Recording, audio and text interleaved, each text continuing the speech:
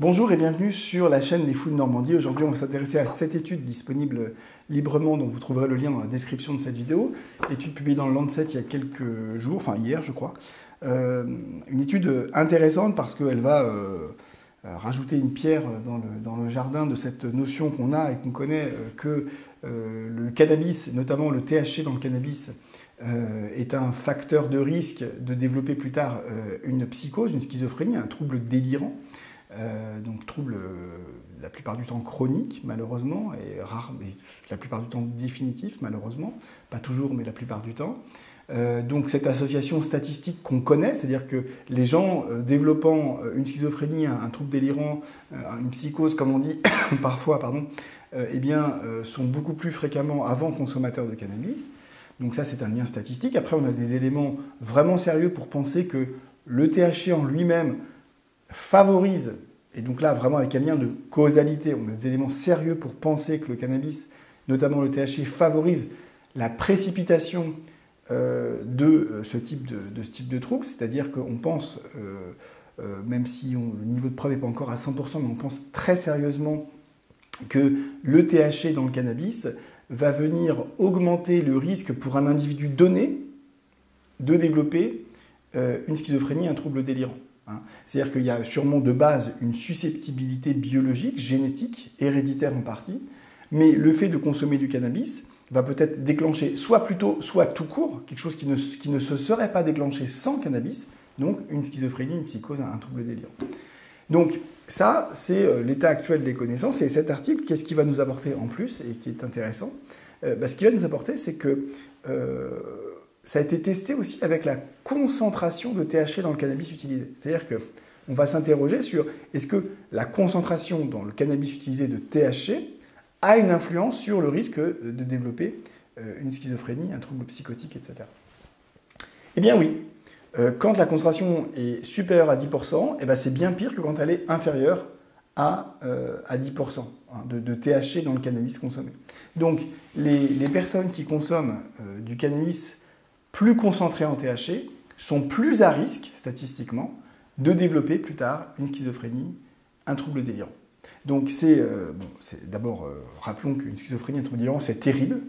C'est terrible. C'est vraiment une maladie terrible. Ce qui est intéressant aussi dans cette étude, c'est que, même si c'est peut-être un petit peu artificiel comme calcul, mais il n'est pas faux et il n'est pas fou, même s'il est un peu artificiel, ils ont essayé d'évaluer finalement le pourcentage de gens qui ne feraient pas de premier épisode psychotique, donc qui n'entreraient pas dans un processus psychotique, donc délirant hallucinatoire, si le cannabis le plus concentré n'était plus disponible, s'il n'était plus vendu quelque part. Bon.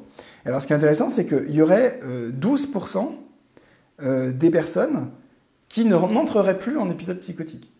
Si la part la plus concentrée, si le cannabis le plus concentré en THC n'était plus disponible. Donc ça serait déjà pas mal. Et alors après, ils ont fait en fonction des sites, parce qu'il y a plusieurs sites, c'est en Europe, il y a plusieurs sites d'évaluation. Ils disent par exemple, je crois qu'à Londres, ça serait carrément 30% des gens, 50% à Amsterdam par exemple, des gens là-bas, localement, ne tomberaient plus dans un premier épisode psychotique si le cannabis le plus concentré, donc supérieur à 10% en THC, n'était plus vendu. Donc vous comprenez bien que, waouh, c'est quand même, c'est énorme quoi. C'est énorme comme information. Ça veut dire que, évidemment, le cannabis c'est une drogue horrible, c'est une drogue dure par ses conséquences, c'est une drogue dure par le nombre de personnes qui en consomment et les conséquences individuelles, mais aussi sociales et sociétales qu'elle génère. Le THC, en particulier dans le cannabis, plus il est concentré, plus c'est une catastrophe. Donc, c'est un enjeu de santé publique majeur. Alors moi, je vous dis souvent sur la chaîne, je ne suis pas politicien, je ne suis pas philosophe, je ne suis pas un intellectuel. Donc je laisse les décisions qui doivent être prises, je laisse les prendre par les personnes qui sont compétentes dans le domaine. Pour l'instant, en consultation, on ne voit pas trop le résultat de ce que font nos collègues politiciens, intellectuels, philosophes, sociologues, etc. Nous, en tout cas, on n'a pas l'impression que les choses s'améliorent grandement. Peut-être qu'on se trompe. Mais voilà, peut-être qu'il faudrait changer un petit peu les choses, parce qu'en tout cas, nous, nos patients, ils en souffrent terriblement. Un épisode psychotique, c'est loin d'être rigolo, c'est horrible. C'est absolument terrifiant pour la personne qui le vit, c'est terrifiant pour l'entourage. Ça crée des conséquences à long terme psychiques qui sont majeures, même si les gens derrière n'évoluent pas forcément vers une schizophrénie, ça les marquera toute leur vie, c'est traumatisant, ça peut amener à des hospitalisations sous contrainte, des chambres d'isolement, des injections, enfin c'est terrible. Parce que quand vous pensez que la CIA veut vous tuer et que vous ne comprenez même pas pourquoi, et que vous entendez des voix qui ricanent dans votre tête, et que vous voulez prendre un couteau et tuer quelqu'un, que vous tuez vous-même, on est obligé de vous hospitaliser sous contrainte pour pas que vous tuiez ou que vous tuiez quelqu'un. Et on est obligé de vous sédater, de vous calmer, de faire cesser cet épisode délirant, psychotique, hallucinatoire. Et c'est horrible en fait. C'est horrible. C'est horrible pour la personne qui le vit, c'est horrible pour les proches, c'est même horrible pour les professionnels, les infirmiers, les aides-soignants, les docteurs, les machins, qui sont là et qui doivent s'occuper de gens dans un état mais incroyable. C'est incroyable à voir. C'est inimaginable. Si vous ne l'avez jamais vu, vous ne pouvez pas l'imaginer. Et ce n'est pas les films à la télé qui vont vous permettre d'imaginer quoi que ce soit. Il faut le vivre pour savoir ce que c'est. C'est terrible. Terrible. Donc, que le cannabis soit responsable de ça, en tout cas qu'il ait sa part de responsabilité, parce qu'il n'est pas responsable seul, ça c'est certain, et qu'il ait une part de responsabilité non négligeable là-dedans, eh bien, moi, ça m'horrifie, ça me terrifie, ça me scandalise, et j'espère que les gens qui sont en charge que ce genre de trafic s'arrête, eh bien j'espère qu'ils vont le faire.